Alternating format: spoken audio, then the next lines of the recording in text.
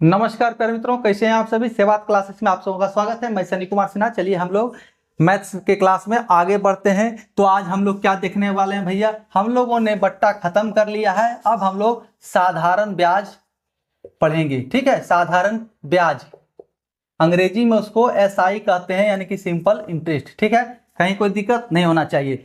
तो इसमें कुछ मुख्य चीजें हैं। ठीक है, सिंपल इंटरेस्ट में कुछ मुख्य चीजें हैं, तो जिसको सिंबल से हम लोग सॉल्यूशन के दौरान दिखाते हैं। P यानी प्रिंसिपल, प्रिंसिपल यानी कि मूलधन। ठीक है, R जिस दर से, जिस रेट पर ब्याज लिया जा रहा हो या दिया जा रहा हो, यानी कि दर, रेट। T टाइम, कितने समय के लिए ब्याज लिया जा रहा है, कितने समय के लिए ब्याज दिया जा रहा है, यानी कि समय। अब A, ये इन सभी क्रियाकलापों के परिणाम में जो उत्पन्न होता है, A अमाउंट यानी कि मिश्र धन, साधारण मिश्र धन, मिश्र धन यानी कि amount equal to P plus SI यानी कि इंटरेस्ट। चलिए, SI पहले होना चाहिए था, बाद में लिख रहे हैं SI यानी कि सिंपल इंटरेस्ट, साधारण ब्याज। ठीक है, साधारण ब्याज। अब आइए समझिए इन सभी चीजों को। मूलधन क्या है भैया, जो राशि दिया गया, जो राशि ब्याज के लिए किसी को उधार दिया गया, जिस दर पर ब्याज लिया जाएगा, एक निश्चित राशि, इंटरेस्ट रेट 10%, 5%, जो ये रेट है उसी को दर कहते हैं। ठीक है, समय, कितने समय के लिए राशि दिया गया जिस पर ब्याज लेना है। अमाउंट, तो अमाउंट से पहले सिंपल इंटरेस्ट को जानिए कि जितना राशि ब्याज के रूप में लिया जा रहा है उसी को साधारण ब्याज कहते हैं। क्या भैया, तो एक फिक्स राशि हर एक साल के लिए, ये नहीं है कि प्रत्येक साल जो है वो बढ़ता जाएगा, तो एक फिक्स राशि होता है, यानी साधारण क्रियाकलाप।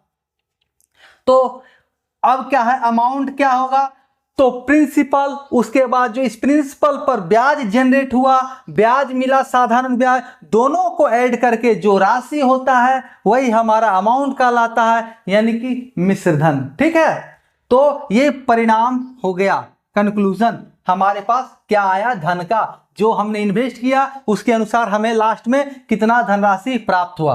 तो देखिए, एक प्रकार से ये उधारी की क्रिया है। ठीक है, एक व्यक्ति से दूसरे व्यक्ति को दिया गया उधार, या एक व्यक्ति को किसी बैंक को दिया गया उधार। ठीक है, बैंक आपका पैसा जमा करके कोई उपकार नहीं करता है, आप बैंक को एक प्रकार से उधार दे रहे हैं, उसको जरूरत है, आप उसको उधार दे रहे हैं। ठीक है ना, और क्या करता है, जब आपको जरूरत होता है तो बैंक आपसे लूट लेता है, और जब बैंक को जरूरत है, बैंक को आप जमा कर रहे हैं तो 6%, 6.5% ब्याज देगा, और अगर आप लेने जाइए तो 11%, 12%, 13%, जैसा बैंक वैसा रेट ऑफ इंटरेस्ट कहते हैं ना, जैसा देश वैसा भेष।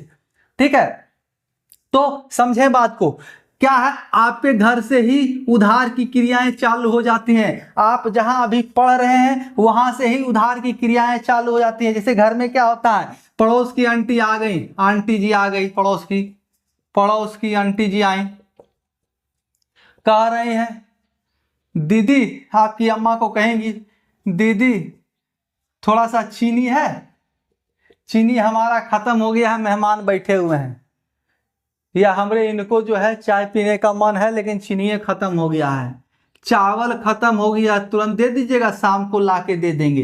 तो यही सारी क्रियाएं क्या है, उधार की क्रियाएं हैं, एक व्यक्ति से दूसरे व्यक्ति के बीच संबंध की क्रियाएं हैं, यानी रिलेशनशिप है। ये एक व्यक्ति से दूसरे व्यक्ति के बीच एक रिलेशनशिप को दर्शाता है। ठीक है, अब क्या है, इसी में क्या हो गया भाई, अगर चीनी की क्रियाएं समाप्त कर दी जाए, चाय चीनी की बात नहीं हो, तो बगल वाले अंकल जी आए, चाचा जी आए, आपके पिताजी को कह रहे हैं, भैया 10,000 रुपया है, 10,000 रुपया दीजिएगा थोड़ा, आपको अगले साल हम आपको लौटा देंगे, अगले साल हम आपको लौटा देंगे और इस पर जो है आपको ब्याज भी देंगे, अगले साल आपको इस पर ब्याज भी देंगे। तो अगर एक साल का हमेशा अगर ब्याज की चर्चा हो, समय अगर एक साल है, तो CI हो या SI, हमेशा वो SI ही होता है। ठीक है, वो चैप्टर चाहे CI का हो चाहे SI का, वो हमेशा SI ही निकलता है। सिंपल इंटरेस्ट, क्योंकि वहां पर T1 है और जहां पर T1 है वहां पर सारे क्रियाकलाप खत्म हो जाते हैं और वहां पर केवल साधारण ब्याज की ही चर्चा होती है। ठीक है, क्योंकि हमारा मूलधन शुरुआती रहता है पहले साल का। ठीक है ना, चलिए आगे देखते हैं। तो यही जो ब्याज हो गया ना, एक साल के लिए जो ब्याज हो गया, यही आपका साधारण ब्याज हो गया। आप समझिए ब्याज को समझें। ब्याज मुख्यतः क्या होता है, रेट इनटू टाइम बटा 100, यही आपका ब्याज हो गया, यही आपका ब्याज हो गया। तो बटा 100 क्यों हो भाई, तो रेट का परसेंट को हटाने के लिए हमने बटा 100 किया, या तो फिर आप इसको ग्रॉस रेट भी कह सकते हैं, ग्रॉस रेट यानी कि RT%। ठीक है, आपको ऐसे क्वेश्चन से हम लोग रूबरू आपको करवाएंगे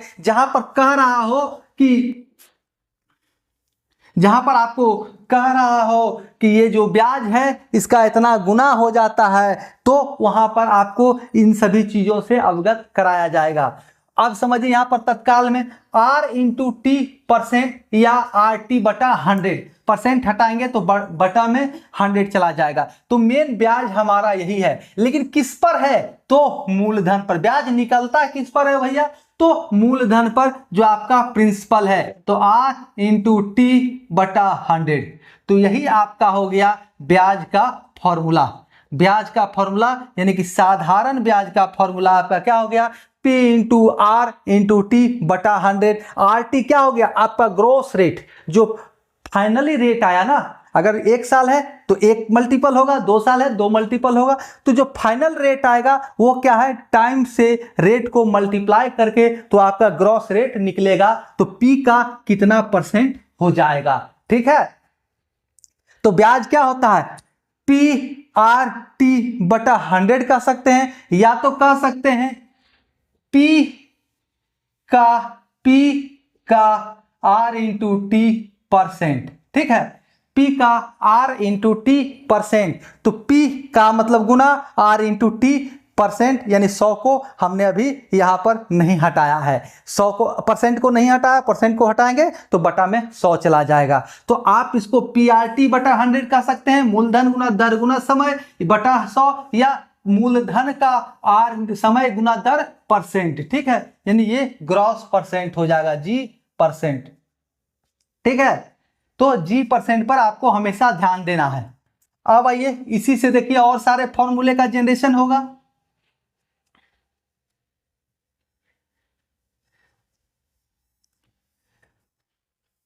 SI का क्या फॉर्मूला हुआ, तो P हमेशा R को स्मॉल r और T को स्मॉल t से दिखाना, PTR या PRT जो कहें बटा 100 आ गया, या तो फिर ये कह सकते हैं P का R×T%। ठीक है, जो कहना चाहे वो कह सकते हैं, दोनों तरीके से सही है। कुछ क्वेश्चन को इस दृष्टिकोण से देखिएगा तो अच्छी तरह से और समझ में आना है। ठीक है, इसलिए हमने दोनों चीजों को आपके सामने व्यक्त किया है। दोनों चीज से में कोई अंतर नहीं है, का मीन्स गुना RT बटा % को हटाएंगे तो 100 बटा में चला आएगा। अब आइए इसी से हमें अगर P निकालना हो, हमारे पास SI दिया हो, P नहीं हो, मूलधन नहीं हो, ब्याज दिया हो, तो क्या होगा भाई, तो क्या कर रहे हैं, सबको क्रॉस मल्टीप्लिकेशन कर दो भाई, क्रॉस मल्टीप्लिकेशन कर दो। तो SI यहां पर है तो कोई दिक्कत नहीं है, P हमें एज इट इज रख लेना है, तो SI इंटू ये नीचे वाला इधर मल्टीपल हो जाएगा 100 बटा, अब यहां जो P के साथ गुना है, दूसरे साइड क्या होगा, गुना दूसरे साइड जाके भागा में बदल जाता है, R×T। कहीं कोई दिक्कत, अब वही R निकालना हो तो कोई दिक्कत नहीं है, सेम हो जाएगा। देखिए यहां पर आप मान लीजिए PRT है, ठीक है। अब यही से आपको हटाते जाना है और जोड़ते जाना है। क्या निकाल रहे हैं? एस आई हमें आर निकालना है, तो एस आई इंटू 100 बटा में टी इंटू पी। क्यों भैया? तो गुना है, इधर आर के गुना में है तो दूसरे साइड जाएगा तो भागा में आ जाएगा, इसलिए हमने कहा है सीधा कंसेप्ट एस आई इंटू 100 बटा पी आर टी। ठीक है। अब जो निकालना है उसको आप निकाल सकते हैं, ठीक है ना। अब यहां से अगर एस आई निकालना होता बराबर 1 कर दीजिए। अब आपको यहां से एस आई निकालना है तो ये तीनों को उधर ले जाइए, इसको भागा में कर दीजिए, दूसरे साइड जाके भागा में हो जाएगा। ये भागा में है, दूसरे साइड जाके गुना में हो जाएगा, कोई दिक्कत नहीं होना है, ठीक है ना। लाइट कट गया।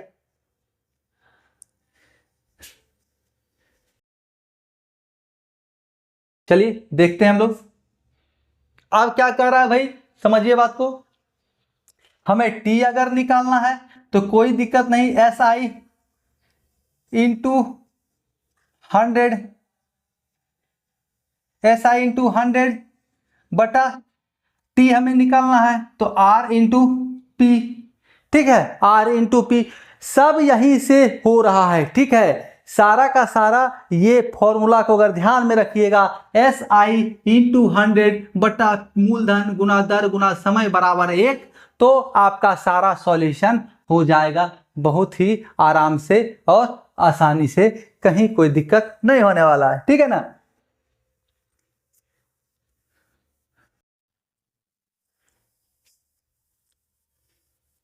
चलिए आगे बढ़ते हैं। अब इसको अगर समझना है तो इसको भी समझा दें, चलिए बाद में देखते हैं। यहां तक कोई दिक्कत किसी को नहीं होना चाहिए।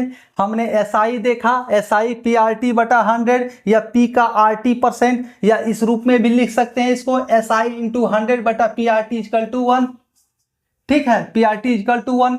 अब पी हमें निकालना है तो एस पी को इधर ले जाकर 1 के साथ मल्टीपल कर देंगे तो बच क्या जाएगा, एस आई इंटू 100 बटे आर टी, यानी कि दर इंटू समय। या तो यहां से देखें आप, S I is equal to P is equal to क्या होगा भाई, तो पी इजकल टू, तो पी वहीं पर रहेगा, एस आई तो 100 इधर जाके गुना हो जाएगा, एस आई इंटू 100, और आर टी इधर गुना में है पी का तो आके यहां भागा हो जाएगा। तो इसी पर सबको लेके चलेंगे तो सॉल्यूशन हो जाएगा बहुत ही आसानी से, हमें और आपको समझ में आ जाएगा। ठीक है।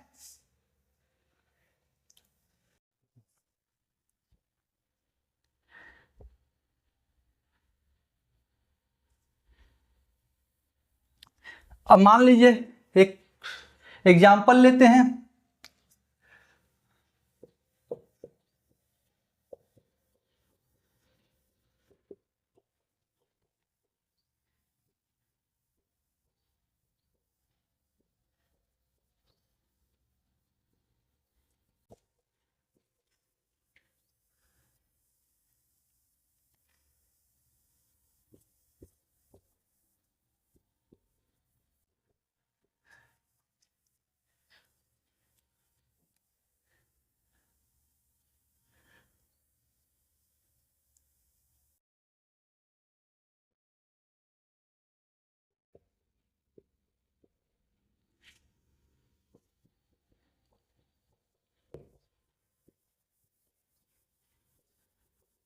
देखिए, राम ने मोहन को 10,000 रुपया 5 वर्ष के लिए 10% की दर से धनराशि दिया। ठीक है, साधारण ब्याज ज्ञात करें। यानी कि कहा जा रहा है ये भैया, राम जो है ना, मोहन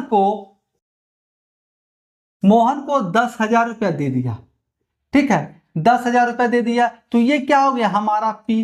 कितने वर्षों के लिए दिया, तो 5 वर्ष के लिए दिया, तो ये हो गया हमारा टी। और कितना दर से दिया के लिए, 10% की दर से, तो आर इजकल टू आपका 10% हो गया। तो हमें निकालना क्या है भाई, तो साधारण ब्याज निकालना है, साधारण ब्याज। ठीक है,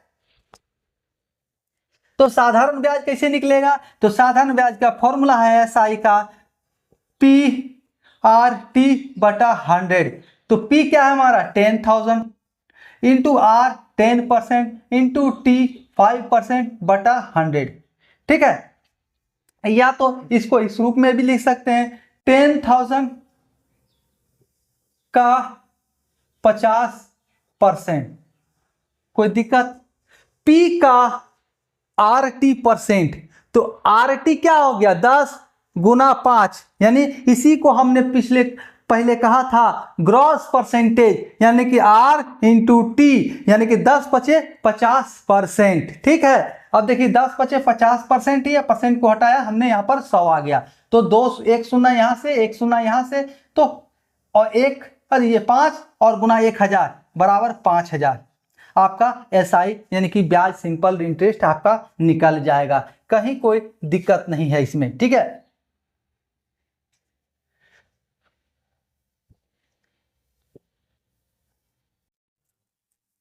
₹5000 ब्याज मिल गया। अब यहीं पर क्या हो, रुपया n वर्ष के लिए 10% की दर से धनराशि दिया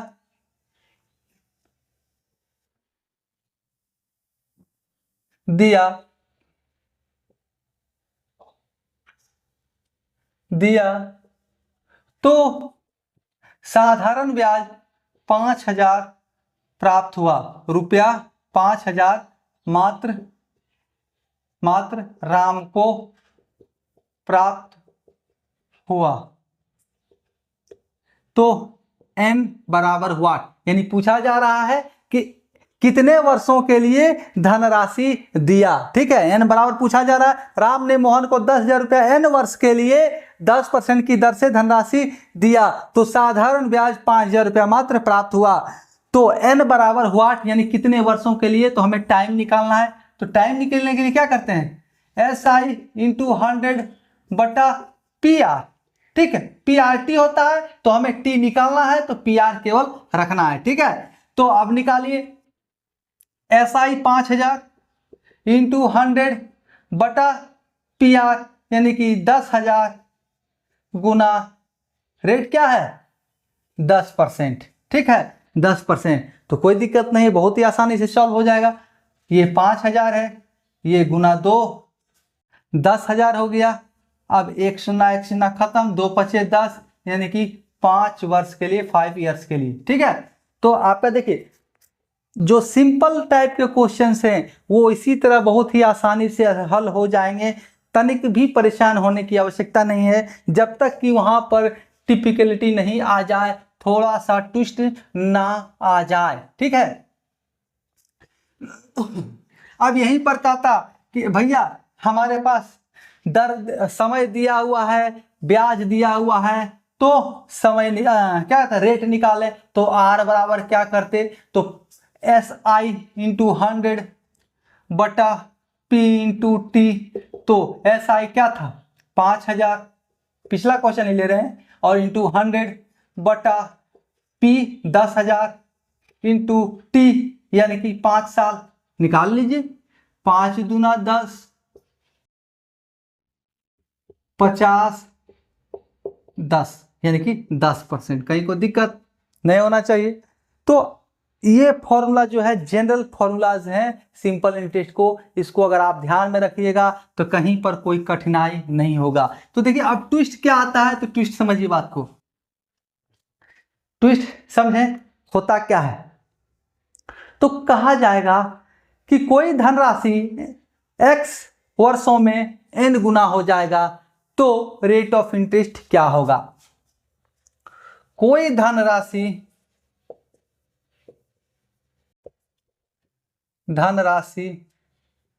x वर्षों में n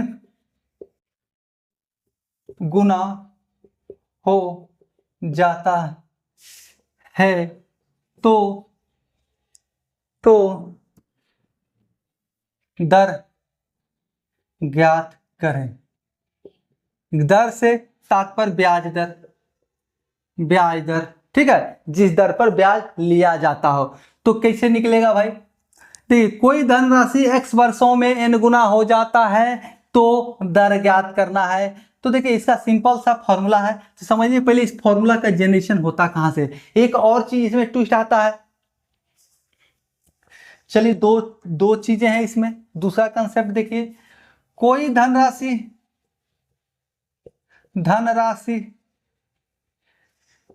x% की दर से कुछ वर्षों में n गुना हो जाता है, तो t यानी कि समय ज्ञात करें। ठीक है, यानी कि कोई धनराशि है वो x वर्ष में n गुना हो जाता है, तो आपको ब्याज दर ज्ञात करना है। अब कह रहा है कोई धनराशि x% की दर से कुछ वर्षों में n गुना हो जाता है, तो समय ज्ञात करना है। ठीक है, तो कोई दिक्कत नहीं है, सेम फॉर्मूला दोनों में लगेगा, समझने का फिर थोड़ा सा प्रयास करना है। ठीक है, तो क्या कहा जा रहा है, कोई धनराशि x वर्षों में n गुना हो जाता है। ठीक है, अब हमारा सबसे पहले P हमारा मान लीजिए कि 1 है, कोई धनराशि मान लीजिए 1 है। ठीक है, कुछ नहीं मिल रहा है तो हमें 1 मान लेना है। समय क्या कह रहा है भाई, तो समय कहा जा रहा है कि समय आपका x वर्ष है, समय आपका x वर्ष है। तो देखिए अमाउंट की चर्चा हमने अभी किया था, अमाउंट क्या होता है, मिश्र धन। तो मिश्र धन क्या होगा भैया, तो मूलधन प्लस इंटरेस्ट यानी कि ब्याज, तो उसी को कहते हैं मिश्र धन। तो अगर कोई चीज, अगर कहीं पर प्रश्न में कहा जाए n गुना हो जाएगा, कोई धनराशि n गुना हो जाएगा, तो वो n गुना आपका a हो जाता है, यानी कि मिश्र धन हो जाता है। वो n गुना जो है आपका क्या हो जाएगा, तो मिश्र धन हो जाएगा। तो आपका अमाउंट दिया हुआ है कि आपका जो है मिश्र धन n है। ठीक है, n है, n गुना हो जाएगा यानी कि n है। ठीक है, अब क्या देखिए, अगर यहां 10 गुना रहता है तो 1 का 10 गुना 10 हो जाता, तो n अमाउंट क्या है 10 गुना हो जाता, मिश्र धन प्लस ब्याज। ठीक है, अब क्या है, समझिए बात को, हमें निकालना क्या है, तो निकालना है r%, r यानी कि दर प्रतिशत हमें निकालना है कि दर हमारा क्या है। तो समझिए बात को, r बराबर होता क्या है, r बराबर होता क्या है, तो SI इंटू 100 बटा मूलधन गुना समय। कहीं कोई डाउट नहीं होना चाहिए। तो समझने का प्रयास करना है, आपका अमाउंट दिया हुआ है, आपका मूलधन दिया हुआ है, तो क्या SI नहीं निकलेगा, तो अमाउंट इक्वल टू क्या है भैया, तो P प्लस I यानी इंटरेस्ट SI। ठीक है, तो हमें इंटरेस्ट निकालना है, तो amount minus P equal to interest होगा कि नहीं होगा। इंटरेस्ट निकालना है तो हम इस P को, मूलधन जो हमें ज्ञात है और हमें मिश्र धन ज्ञात है, तो दोनों को एक साइड लेकर आएंगे, तो अमाउंट में जो है हमारा मिश्र धन ज्ञात हो जाएगा। तो हमें अमाउंट यानी मिश्र धन में हम मूलधन को घटा देंगे तो ब्याज हमें ज्ञात हो जाएगा। तो ब्याज बराबर क्या हो गया एक तरह से, तो मिश्र धन माइनस मूलधन, तो वो हमारा ब्याज निकल जाएगा। क्यों, तो मिश्र धन बनता ही है मूलधन प्लस ब्याज, मूलधन प्लस ब्याज, यानी कि मिश्र धन में क्या है, मूलधन है और ब्याज दोनों है। तो अगर हम मूलधन हटा देंगे मिश्र धन में से तो क्या बच जाएगा, तो ब्याज बच जाएगा, तो हमें वही ब्याज मिल गया। तो SI बराबर क्या हो जाएगा, ब्याज बराबर, तो मिश्र धन n माइनस मूलधन 1 इंटू 100, ये 100 जो है बटा P यानी कि 1, P1 एनर्जी मूलधन गुना समय यानी कि x। कहीं कोई दिक्कत है क्या, फॉर्मूला जनरेट हो गया, फॉर्मूला जनरेट हो गया। तो क्या फॉर्मूला हो गया आपका,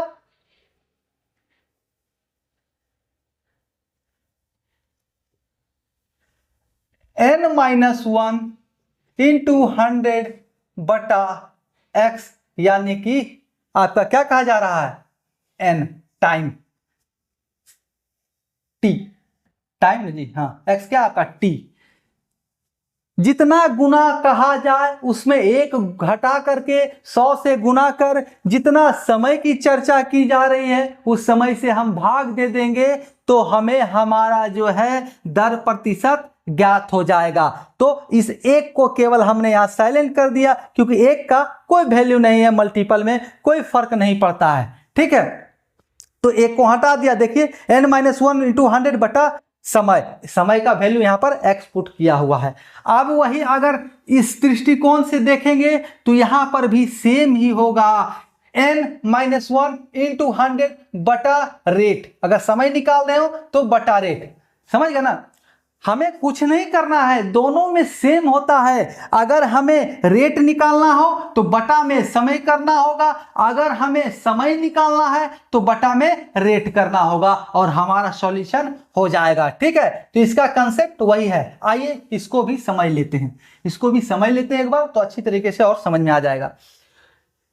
चलिए, कोई धन x प्रतिशत की दर से कुछ वर्षों में n गुना हो जाता है तो t यानी कि समय ज्ञात करें, ठीक है।